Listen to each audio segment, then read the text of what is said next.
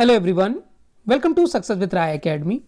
10 जनवरी 2023 के दैनिक जागरण के राष्ट्रीय संस्करण को आज के इस वीडियो में हम डिस्कस करने वाले हैं, उन सभी इंपॉर्टेंट न्यूज़ के साथ जो एग्ज़ाम के लिए इम्पॉर्टेंट है।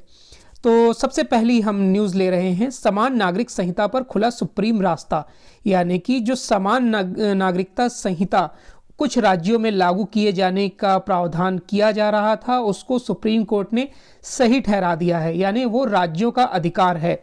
इस पर एक याचिका दी गई थी अनूप बर्नवाल द्वारा। उसमें यह कहा गया था कि जो अभिव्यक्ति की आज़ादी है अनुच्छेद 44 के तहत, वो कहीं ना कहीं इसमें छिन रही है। उसको सुप्रीम कोर्ट ने ये कहते हुए नकार दिया कि अनुच्छेद 162 में राज्य को ये शक्ति दी गई है। तो इस न्यूज़ को पूरा देखते हैं। उससे पहले हम ये जान लेते हैं कि समान नागरिक संहिता है क्या, यानी कि यूनिफॉर्म सिविल कोड है क्या। देखिए, पूरे देश में एक ही कानून के साथ ही धार्मिक समुदायों के लिए भी विवाह, तलाक, विरासत, गोद लेना और बंटवारा, इन सब के लिए अगर एक ही कानून बन जाए उसे ही समान नागरिक संहिता कहते हैं। और अगर सीधे शब्दों में आप ये समझिए कि अलग अलग धर्मों के लिए अलग अलग कानून ना होकर सिर्फ एक ही कानून हो, उसे ही समान नागरिक संहिता बोला जाता है। तो ये आपको समझ में आ गया। और इसमें ये जो न्यूज़ है वो इसलिए है क्योंकि गुजरात सरकार और उत्तराखंड सरकार ने इसके लिए कमेटी गठित की थी, इसको लागू करने जा रहा था। उसके बाद अनूप जो बर्नवाल हैं, उन्होंने एक याचिका दी और याचिका में उन्होंने बोला कि जो अनुच्छेद 44 के तहत व्यक्ति की आज़ादी है वो इसमें छीनी जा रही है। उसके बाद सुप्रीम कोर्ट ने इसमें कहा कि अनुच्छेद 162 में ये साफ साफ प्रावधान है कि राज्य सरकार ऐसे फैसले ले सकती है। और ये फैसला जो है वो प्रधान न्यायाधीश DY चंद्रचूड़ और जस्टिस PS नरसिम्हा की पीठ ने लिया है। ये जो याचिका थी इसको कैंसिल कर दिया गया है, यानी कि खारिज कर दिया गया है। तो अब ये कानून जाहिर सी बात है बनेगा और पूरे देश में ये लागू होने का भी एक रास्ता इसमें प्रशस्त हो गया है। तो इसमें आपको दो चीज़ें मिल गई कि एक तो अनुच्छेद 44 क्या है और अनुच्छेद 162 के तहत क्या है। चलिए नेक्स्ट न्यूज़ पर आते हैं। जोशीमठ में 3 दिन में खाली कराए जाएंगे अति संवेदनशील भवन। अब यहाँ पर जब PMO द्वारा एक कमेटी गठित की गई है और मंगलवार को जो चमोली के जिलाधिकारी हैं हिमांशु खुराना, उन्होंने भी बताया कि केंद्र की टीम आ रही है जोशीमठ में, जो जियो टेक्निकल, जियो फिजिकल और हाइड्रोलॉजिकल अध्ययन के मद्देनजर संबंधित एजेंसियों को 15 से 21 दिन के भीतर अपनी रिपोर्ट देगी कि वहां पर क्या स्थिति है और लोगों को वहां पर किस तरीके से बचाया जाए। सबसे बड़ी स्थिति मतलब जो आ रही है सामने कि किस तरीके से वहां पर लोगों को बचाया जाए, क्योंकि लोग अपने मकान छोड़ने को तैयार नहीं हैं। इसके लिए एक रास्ता ये निकाला जा रहा है, जिनके भी मकान संवेदनशील एरिया में आ रहे हैं उनको एक राशि दी जाए, राहत पैकेज जिसे बोला जाता है वो दिया जाए। ये अभी इस पर बात चल रही है, ये फाइनल डिसीजन नहीं है। उसके साथ ही 2 होटल ऐसे हैं जिन्हें मैकेनिकल तरीके से ध्वस्त करने की प्रक्रिया को भी शुरू कर दिया गया है। जोशीमठ में अभी तक कुल 678 भवन चिन्हित किए गए हैं जो डेंजर जोन में हैं, यानी कि प्रथम चरण में डेंजर जोन में हैं, और इनको खाली भी कराने के लिए बोल दिया गया है।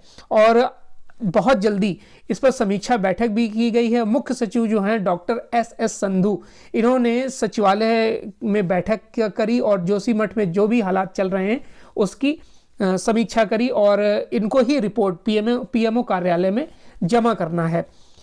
तो और ये 2-3 दिन से हम ये डिस्कस कर रहे हैं कि ITBP का जो कैंप है या जो एरिया है उनका निवास एरिया, वहां पर लोगों को शिफ्ट किया जा रहा है। नेक्स्ट न्यूज़ पर आते हैं।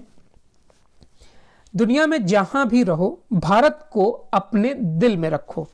ये स्टेटमेंट दिया है प्रधानमंत्री नरेंद्र मोदी ने।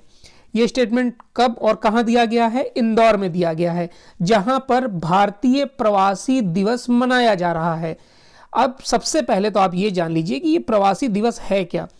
प्रवासी दिवस यानी कि 9 जनवरी 1915 को महात्मा गांधी साउथ अफ्रीका से भारत आए थे। इस वजह से प्रवासी भारतीय दिवस मनाया जाता है। इसकी घोषणा अटल बिहारी वाजपेयी ने 2002 में करी थी, जो 2003 से अब तक लगातार मनाया जा रहा है। ये इंपॉर्टेंट है कि कब मनाया जाता है, 9 तारीख को। किस लिए मनाया जाता है? क्योंकि महात्मा गांधी आए थे साउथ अफ्रीका से 1915 में। घोषणा कब की गई थी इसको मनाने के लिए? 2002 में। कब से मनाया जा रहा है? 2003 से। अब ये इस बार कहाँ मनाया जा रहा है? भोपाल के इंदौर में। देखिए, प्रधानमंत्री मोदी ने एक इसमें बहुत अच्छी बात बोली कि जो भी भारतीय विदेश में रहते हैं वो सभी भारत के राजदूत हैं, यानी कि वो भारत को प्रमोट कर रहे हैं या फिर भारत का प्रतिनिधित्व विदेशों में कर रहे हैं अपने हितों की रक्षा के लिए। यानी कि उन्होंने ये बोला है कि अगर वो भारत को रिप्रेजेंट कर रहे हैं, भारत के राजदूत हैं, तो उनके हितों की रक्षा के लिए भारत सरकार पूरी तरीके से दृढ़ है और हमेशा उनके साथ खड़ी रहेगी। आज़ादी के अमृत काल में हो रहा है ये प्रवासी भारतीय सम्मेलन, इसलिए भी ये खास है। अलग अलग देशों में उन्होंने बोला, प्रधानमंत्री नरेंद्र मोदी ने, कि जितने भी प्रवासी भारतीय हैं उन्होंने अलग अलग देशों में अलग अलग क्षेत्रों में जो प्रतिष्ठा हासिल की है उससे भारत के श्रेष्ठ भारत, एक भारत की जो भूमिका है वो और बड़ी है। भारत की संस्कृति और शांति के संदेश में लोकतंत्र की भूमिका और बड़ी है। इंदौर में ये आयोजित हो रहा है प्रवासी भारतीय दिवस सम्मेलन। इसका उद्घाटन प्रधानमंत्री नरेंद्र मोदी ने सोमवार को किया था और करीब 80 देशों से जो भारतीय यहाँ पर आए हुए हैं वो इसमें हिस्सा ले रहे हैं। ब्रिलियंट कन्वेंशन सेंटर में ये आयोजित किया जा रहा है और 4 वर्ष बाद इसमें आमने सामने का मिलान हो रहा है, यानी कि वर्चुअल तरीके से अभी तक इसमें हो रहा था। प्रधानमंत्री मोदी ने यह भी बोला कि आप जो यहाँ पर आए हैं उसके लिए मैं 130 करोड़ नागरिकों की ओर से आपका अभिनंदन करता हूँ। इसमें एक इम्पॉर्टेंट क्वेश्चन, जो मोस्ट इम्पॉर्टेंट क्वेश्चन ये बनता है कि वर्ष 2023 के प्रवासी भारतीय दिवस की थीम क्या है? तो इसकी थीम है प्रवासी अमृत काल में भारत की प्रगति के लिए विश्वसनीय भागीदार। फिर से सुन लीजिए, प्रवासी अमृत काल में भारत की प्रगति के लिए विश्वसनीय भागीदार। चलिए नेक्स्ट न्यूज पर आते हैं। केंद्र से गरीब परिवारों को सालाना 75,000 रुपए की मदद मिल रही है और आगे भी इसे जारी किया जाएगा। देखिए, कोरोना काल में जिस तरीके से सरकार ने गरीबों की सुध ली, जो रेहड़ी वाले हैं या फिर जो पलायन कर रहे थे, उनके लिए उन्होंने एक योजना चलाई, एक क्या कई योजनाएं चलाई। तो उन सबको अगर हम ऐड कर लें तो परिवारों को लगभग सालाना 75,000 रुपए की आर्थिक मदद मिल रही है। इतना ही नहीं, सरकार की तरफ से जो ये मुफ्त अनाज वितरण किया जा रहा है उससे गरीब और गरीब तो नहीं हुए, धन के आसमान छूने की भी शिकायत नहीं मिली, यानी कि महंगाई के ज़्यादा बढ़ने की भी शिकायतें नहीं मिली। खासकर देश के 9 गरीब राज्य जो हैं, जैसे कि असम, बिहार, छत्तीसगढ़, झारखंड, मध्य प्रदेश, उड़ीसा, उत्तर प्रदेश, उत्तराखंड और बंगाल, इसमें मुफ्त में जो अनाज देने की कार्रवाई की गई उससे महंगाई को पूरी तरीके से काबू में रखा गया और गरीब को और गरीब होने से बचाया गया। एसबीआई की ये जो सारी बातें हैं वो किस में आई हैं? एसबीआई की इकोरैप रिपोर्ट में। यानी ये जितना भी मैं न्यूज़ पढ़ रहा हूँ और ये प्रकाशित हुई है, ये एसबीआई की इकोरैप रिपोर्ट है। इसके मुताबिक कोरोना काल में शुरू होने वाली जो प्रधानमंत्री गरीब कल्याण अन्न योजना है से गरीबों को लाभ तो मिला ही है, उसके साथ साथ किसानों को भी इसमें प्रॉफिट हुआ है। किसानों को भी इसमें कैसे प्रॉफिट हुआ है? किसानों से इस तरीके से प्रॉफिट हुआ कि उनसे ज़्यादा अनाज खरीदा गया, अच्छे रेट उनको दिए गए, इसलिए उन्होंने सरकार को बेचा। अब जब सरकार ने उनसे लिया तो उनके अकाउंट में सीधा पैसा हस्तांतरित हुआ और बिचौलियों का काम खत्म हो गया। यानी जो कमीशन किसान देते थे बिचौलियों को, वो भी खत्म हो गया, तो वो भी पैसा जो है प्रॉफिट सीधे किसानों को मिला। इसमें जो वित्त वर्ष 2019-20 में 341 लाख टन, वित्त वर्ष 2020-21 में 390 लाख टन, 21-22 में 433 लाख टन की सरकारी खरीद हुई है, जो एक रिकॉर्ड आंकड़े की तरफ बढ़ रही है। अगर हम बात करें प्रति व्यक्ति आय में भी 437 रुपए 437 रुपए की बढ़ोतरी हुई है। और लाभार्थियों की बात करें तो सबसे ज़्यादा जो ये गरीब कल्याण अन्न योजना है उससे सबसे ज़्यादा लाभ उत्तर प्रदेश ले रहा है। उत्तर प्रदेश में 15 करोड़ जो लोग हैं वो इसका लाभ ले रहे हैं। बिहार में 8.7 करोड़ लोग इसका लाभ ले रहे हैं। चलिए नेक्स्ट न्यूज़ पर आते हैं। नेक्स्ट न्यूज़ है कुछ देशों को श्रेष्ठ मानने की व्यवस्था में विश्वास नहीं रखता है भारत। उन्होंने खास तौर पर कुछ यूरोप के देश, एशिया के देशों को टारगेट किया है। एशिया में चीन को जैसे खास तौर पर इन्होंने टारगेट किया है। और ये एरो इंडिया शो 2023 के दौरान भारत को रक्षा उत्पाद के क्षेत्र में उभरती ताकत के रूप में पेश करने की तैयारियों के बीच रक्षा मंत्री राजनाथ सिंह ने कहा कि भारतीय एरोस्पेस और रक्षा निर्माण क्षेत्र भविष्य की चुनौतियों का सामना करने व उभरते अवसरों को भुनाने में अच्छी तरीके से तैयार है। और देश में जो हल्के आप कह सकते हैं कि लड़ाकू विमानों का निर्माण शुरू हुआ है मेक इन इंडिया के तहत, इसका सबूत है जैसे drone, cyber tech, artificial intelligence, radar, ये सब रक्षा क्षेत्र में भारत की ताकत में और इजाफा करेंगे, क्योंकि ये सभी मेक इन इंडिया के तहत बन रहा है। भारत तेजी से इस क्षेत्र में कदम बढ़ा रहा है ताकि दूसरे देशों को भी निर्यात किया जा सके। एशिया के सबसे बड़े एयर शो के रूप में चर्चित एरो इंडिया शो को लेकर राजदूतों की राउंड टेबल बैठक को संबोधित करते हुए राजनाथ सिंह ने कहा कि यह आयोजन एरोस्पेस उद्योग सहित भारतीय विमानन रक्षा उद्योग को अपने उत्पादों, प्रौद्योगिकी और समाधानों को प्रदर्शित करने का अवसर प्रदान करता है। चलिए नेक्स्ट न्यूज पर आते हैं। गणतंत्र दिवस परेड में इस बार दिखेगी 16 राज्यों की झांकी। कई बार से कुछ राज्य हिस्सा नहीं ले पा रहे थे, जैसे कि उत्तर प्रदेश, गुजरात, महाराष्ट्र, जम्मू कश्मीर, अब उनको भी इसमें मौका मिलेगा, यानी कि झांकियाँ देखने को मिलेगी। कर्तव्य पथ पर निकाली जाएंगी ये झांकियाँ।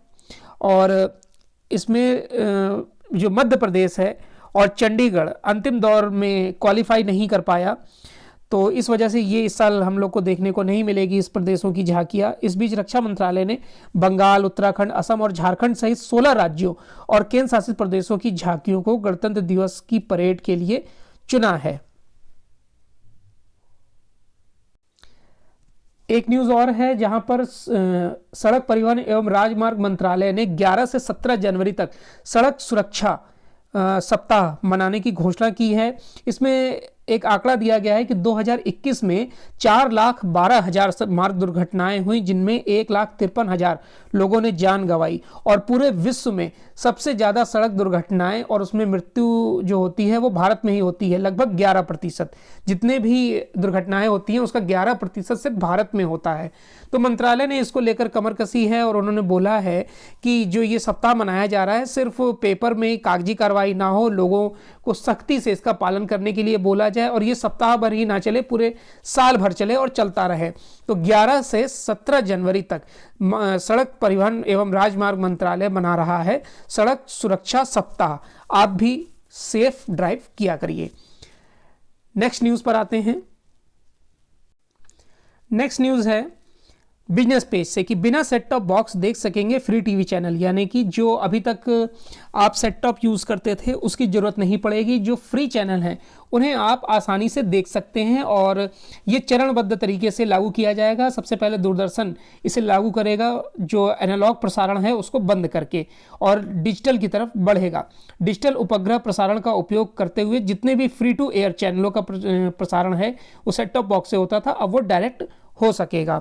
इसमें ये भी बताया जा रहा है कि जो फ्री टू एयर है टीवी चैनल, उसके साथ ही टाइप सी चार्जर को लेकर भी कई मानक तय कर लिए गए हैं। और ये सारी जो न्यूज़ है वो क्यों प्रकाशित की गई है, क्योंकि जो बिना सेट टॉप बॉक्स के जो चलने वाले क्रम में जितनी भी इम्पोर्टेंट चैनल होते थे फ्री वाले उनको दिखाया जाएगा। उपभोक्ता मंत्रालय ने बताया कि पहला मानक सैटेलाइट ट्यूनर वाले डिजिटल टेलीविज़न रिसीवर के लिए IS यहाँ पर दिया गया है।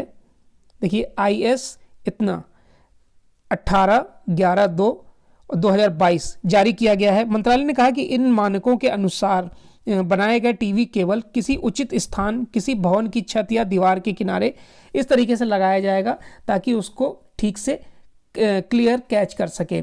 और ये सारे जो न्यूज़ है वो जारी करी है भारतीय मानक ब्यूरो ने, यानी कि BIS ने। तो यहाँ पर DTH के बारे में जान लीजिए, जिसको लेकर ये पूरी न्यूज़ है। DTH यानी कि डायरेक्ट टू होम, ये सबसे पहले विश्व में 1976 में रूस में जारी हुआ था, लागू हुआ था। उसके बाद भारत में 1996 में इसका 1996 में इसका प्रस्ताव दिया गया था और सन 2000 में इसे लागू कर दिया गया था। चलिए नेक्स्ट न्यूज है, आईडीबीआई बैंक खरीदने की दौड़ में 4 कंपनियां आगे आई हैं। इसमें से सबसे चौंकाने वाली बात है कि जापान की एक कंपनी सामने आई है। आपको इसमें पता होगा कि जो LIC की हिस्सेदारी है वो 45.48% लगभग है, और सॉरी LIC की जो हिस्सेदारी है वो 49.24% है, और जो सेंट्रल गवर्नमेंट की जो हिस्सेदारी है वो 45.48% है, और इसमें से वो अपनी लगभग 60% हिस्सेदारी बेच रहा है और अपने पास सिर्फ 30% हिस्सेदारी रखेगा। आईडीबीआई का फुल फॉर्म है industrial development bank of India, जिसकी जो भारत में लगभग 2000 शाखाएं हैं, 20,000 कर्मचारी हैं और 3700 ATM हैं। 1964 में ये बैंक अस्तित्व में आया था। इसमें आगे ये बताया गया है कि जो वित्तीय संस्था है उसने, यानी कि वित्त मंत्रालय ने इसके लिए आदेश जारी किया था। उसके बाद से आईडीबीआई बैंक को खरीदार की तलाश थी, और विनिवेश विभाग के उच्च पदस्थ सूत्रों के अनुसार इस बैंक की विनिवेश प्रक्रिया को सफलतापूर्वक करने के बाद दूसरे 2 बैंकों के भी विनिवेश की प्रक्रिया का रास्ता साफ हो सकता है, जिसकी घोषणा 2021-22 के बजट में की गई थी कि 2 बैंकों को प्राइवेट किया जाएगा, यानी कि उसमें सरकार अपनी हिस्सेदारी को कम करेगी। यह पहला मौका होगा जब किसी विदेशी वित्तीय संस्था की तरफ से भारत के किसी वित्तीय संस्था में रणनीतिक हिस्सेदारी खरीदने का प्रस्ताव आया है, यानी यहाँ जापान की बात हो रही है। अब आरबीआई और गृह मंत्रालय आए हुए जो 4 प्रस्ताव हैं उनकी समीक्षा करेंगे। इसमें 3 से 4 महीने लग भी सकते हैं। विनिवेश विभाग की मंशा है कि अगले वित्त वर्ष यानी 2023-24 में आईडीबीआई की जो विनिवेश की प्रक्रिया है उसको पूरा कर लिया जाए। नेक्स्ट न्यूज पर आते हैं। अमेरिका में भारत के राजदूत हैं भारतवंशी अमेरिकी। ये वही न्यूज़ है जो प्रधानमंत्री ने बोला है कि जो भारत के प्रवासी हैं, जैसे अमेरिका में जितने भी भारतीय रहते हैं वो सभी भारत के राजदूत हैं, और उन्होंने आग्रह किया है कि भारत में जितना भी हैंडलूम उद्योग है और हैंडीक्राफ्ट है वही सामान जो प्रवासी भारतीय हैं वो गिफ्ट के तरीके यूज़ करें या फिर अपना खुद के लिए उसका इस्तेमाल करें। और ये जितनी भी बातें हैं पीयूष गोयल ने बोली हैं, जो वाणिज्य और उद्योग मंत्री हैं, वो 11 जनवरी को 13वें भारतीय अमेरिका ट्रेड पॉलिसी फोरम की बैठक में हिस्सा लेने अमेरिका गए हैं, जहां पर उन्होंने ये बात बोली है। भारत अमेरिका के साथ मुक्त व्यापार समझौता भी करना चाहता है, जिसके लिए वार्ता शुरू होगी। फैसला क्या होगा ये तो नहीं पता, लेकिन राष्ट्रपति ट्रंप के काल में भी मिनी FTA को लेकर पूरी तैयारी हो गई थी, लेकिन सरकार चेंज हो गई थी, यानी कि जो बाइडेन फिर राष्ट्रपति बन गए थे। उसके बाद से ये पूरी वार्ता टल गई थी। अगर हम बात करें इस जो FTA की चर्चा हो रही है उसमें 2021-22 में भारत और अमेरिका के बीच 119.5 अरब डॉलर का व्यापार हुआ था, और 2020-21 में यह आंकड़ा मात्र 80.5 था। यानी कि जब इतना उछाल हो रहा है, इतना आयात निर्यात किया जा रहा है, तो क्यों ना इसे FTA में परिवर्तित कर दिया जाए, जिससे लोगों को इसका लाभ मिल सके। चलिए नेक्स्ट न्यूज़ पर आते हैं। नेक्स्ट न्यूज़ है कि अर्थशास्त्रियों संघ प्रधानमंत्री की बैठक शुक्रवार को। वित्त मंत्रालय की तरफ से जो निर्मला सीतारमण जो वित्त मंत्री हैं वो 1 फरवरी 2023 को भारत का आम बजट पेश करेंगी। इसको लेकर ही नीति आयोग में अर्थशास्त्रियों और क्षेत्रवार विशेषज्ञों के साथ प्रधानमंत्री नरेंद्र मोदी मुलाकात करेंगे। इसमें विभिन्न विकास कार्यों को गति देने पर चर्चा होगी और किस तरीके से भारत को आर्थिक तौर पर और मजबूत बनाया जाए, इस पर भी लेकर चर्चा की जाएगी। और इसमें यह बताया जा रहा है कि अगर हम ताजे आंकड़ों की बात करें, जिस तरीके से भारत की जो विकास दर है उसे 7% रहना बताया जा रहा है। अगर ऐसा हुआ तो भारत अपनी जो सबसे तेजी से बढ़ने वाली अर्थव्यवस्था का ताज खो सकता है, क्योंकि जो पूर्वानुमान है सऊदी अरब का वो 7.6 का है और भारत की यहाँ पर 7 बताई जा रही है। पहले ये अनुमान 8 से 8.5 था, इसलिए ये कहा जा रहा था कि भारत विश्व की सबसे तेजी से बढ़ती हुई अर्थव्यवस्था होगी। उसके बाद इसको 7% कर दिया गया और सऊदी अरब को 7.6% कर दिया गया। तो ये जो आंकड़ा चेंज हुआ है उससे कहीं ना कहीं भारत को जल्दी से उबरना होगा। नेक्स्ट न्यूज़ पर आते हैं। नेक्स्ट न्यूज़ है कि ऑटो एक्सपो जो 11 जनवरी से ग्रेटर नोएडा में चलेगा, पहले 3 दिन के लिए इसमें जो मीडिया है उनके लिए रिजर्व रखा गया है, उसके बाद आम लोगों के लिए, यानी कि 14 जनवरी से आम लोग इसमें जा सकेंगे। ऑटो एक्सपो का आयोजन कोरोना काल के बाद हो रहा है, जिसमें 114 कंपनी अपने मॉडल प्रदर्शित करेंगी और 108 कंपनियों से ज़्यादा इसमें हिस्सा लेने की उम्मीद है। इस बार कई दिग्गज दोपहिया और पैसेंजर वाहन कंपनियां हिस्सा नहीं ले रही हैं। Society of Indian automobile manufacturers की तरफ से आयोजित ऑटो एक्सपो की शुरुआत ग्रेटर नोएडा में 11 जनवरी से हो रही है। चलिए नेक्स्ट न्यूज़ पर आते हैं। इंटरनेशनल पेज पर एक न्यूज़ हम ले रहे हैं कि भारत और स्विट्जरलैंड के बीच चालू वर्ष में एफटीए की उम्मीद। अब देखिए, भारत और स्विट्जरलैंड के बीच जो एफटीए की बात हो रही है, बीच मुक्त व्यापार समझौते के लिए वार्ता फरवरी में फिर से होगी। संभवतः इस वर्ष पूरा कर लिया जाएगा। माना जा रहा है कि समझौते के बाद भारत में स्विट्जरलैंड का निवेश बढ़कर 3 गुना हो जाएगा। भारत ने पिछले यानी 2022 में मई में संयुक्त अरब अमीरात के साथ एफटीए किया, उसके बाद दिसंबर में ऑस्ट्रेलिया के साथ किया और फिर ब्रिटेन के साथ एफटीए की वार्ता चल रही है ऋषि सुनक के साथ, जो वहाँ के प्रधानमंत्री हैं, और लगभग फाइनल दौर पर है, यानी ब्रिटेन से भी एफटीए भारत का लगभग तय माना जा रहा है। और उसके बाद अब स्विट्जरलैंड के साथ भी एफटीए जल्दी ही होने की उम्मीद है। स्विट्जरलैंड के व्यापार मामलों के सचिव फरवरी में नई दिल्ली आएंगे और उनके साथ वार्ता में एफटीए का बिंदुवार मसौदा तैयार किया जाएगा। इसमें दोनों देशों की अपेक्षाओं के अनुरूप प्रावधान किए जाएंगे। भारत में स्विट्जरलैंड के राजदूत रॉल्फ हैकनर ने विशेष बातचीत में कहा कि दोनों देश नहीं चाहते कि पूर्व में हुई वार्ता बेनतीजा रह जाए। तो अच्छी बात है कि जितना दूसरे देशों के साथ एफटीए होगा वो बेहतर होगा।